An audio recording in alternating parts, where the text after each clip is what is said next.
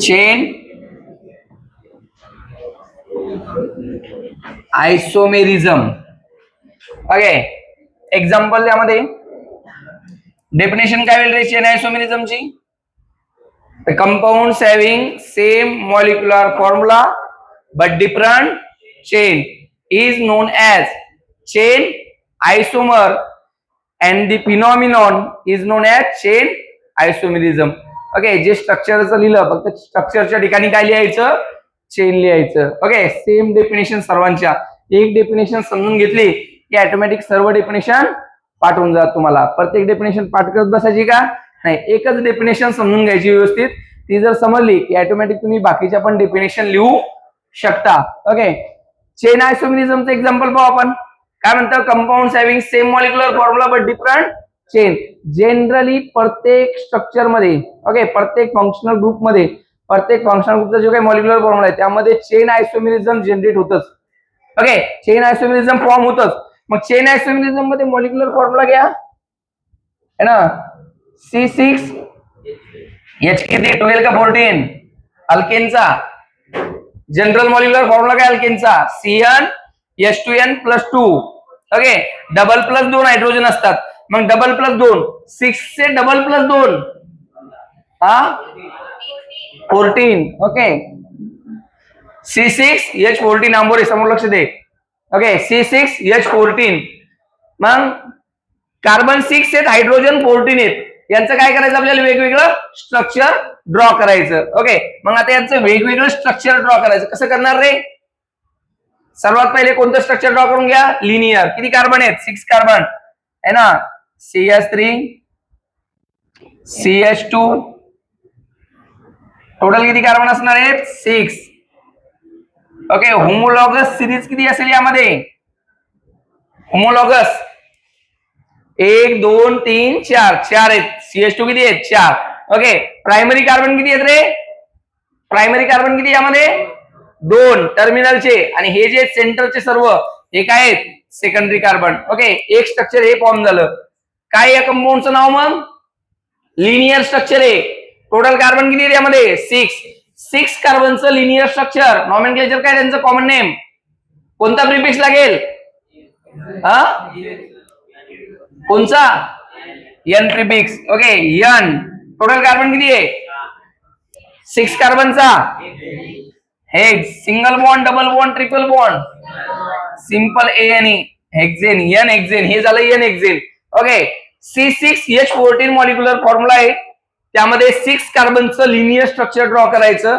Okay, linear structure आहे 6 कार्बनचं, म्हणून आपण कोणता प्रिफिक्स लावला रे? N prefix. टोटल कार्बन 6 आहे म्हणून काय लिहिलं आपण इथे? हेक्सेन. काय लिहिलं? हेक्सेन.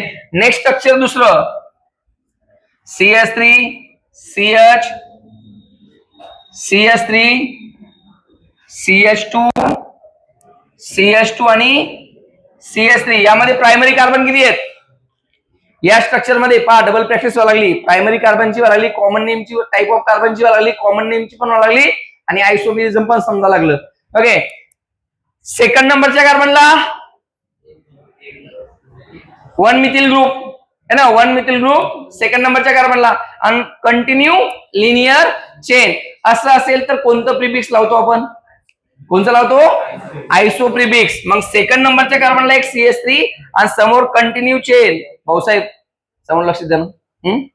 ओके, सेकंड नंबरच्या कार्बनला एक CH3 समोर कंटिन्यू चेन. किती कार्बनची चेन आहे? कंटिन्यू 5 कार्बनची आणि साइडला एक CH3 म्हणजे टोटल कार्बन किती? 6. ओके, प्रिफिक्स कोणतं लागणार? आयसो.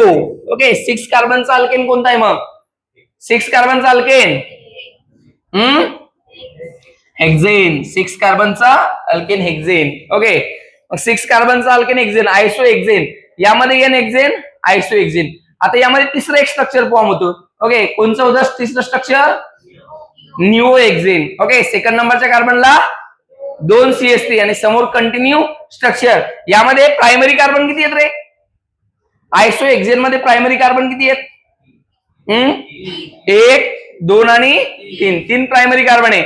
सेकंड नंबरच्या कार्बनला CH3 कनेक्ट आहे. सेकंडरी कार्बन किती आहेत? Secondary carbon 2. Tertiary carbon 1. ज्याला 3 हायड्रोजन आहे तो एकाच कार्बनला कनेक्ट असतो म्हणजे तो झाला प्रायमरी. जो कार्बनला 2 हायड्रोजन आहे, जो ऍड्जसंट 2 कार्बनलाच कनेक्ट असतो त्याला म्हणतात सेकंडरी. जो कार्बन 3 कार्बनला कनेक्ट आहे, 3 कार्बनला कनेक्ट असतो त्यामुळे त्याची रिमेनिंग व्हॅलेन्सी कोण कंप्लीट करतं? हायड्रोजन. म्हणजे त्याच्याकडे किती हायड्रोजन असतात? एकच हायड्रोजन असतो, सिंगल हायड्रोजन. ओके, त्याला म्हणतात टर्शरी. आणि जो कार्बन ऍडजसंट 4 कार्बनला कनेक्ट होतो, ओके, त्याला काय म्हणतात मग? क्वाटर्नरी. ओके, त्याला म्हणतात क्वाटर्नरी. आणि त्याच्याकडे हायड्रोजन असतात का? नाही, कारण त्याची all valency completed by carbon atom. Okay, पूर्ण व्हॅलेन्सी कार्बन ऍटम कम्प्लीट करतात.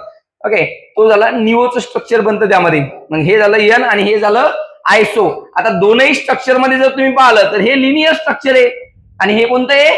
ब्रँच. सारखे आहेत का ते स्ट्रक्चर? नाही. ब्रँच काय रे यांच्या वेगवेगळ्या आहे, चेन काय यांच्या वेगळ्या आहे. एक लिनियर चेन आहे आणि एक ब्रँच चेन आहे. मग असं जर असेल एक लिनियर आणि ब्रँच तर त्याला काय म्हणतो आपण? चेन आयसोमर. त्याला काय म्हणतो? चेन आयसोमर. आणि हा जो फिनॉमिनॉन आहे चेन आयसोमर फॉर्म होण्याचा, त्या फिनॉमिनॉनलाच आपण काय म्हणतो? Chain isomerism.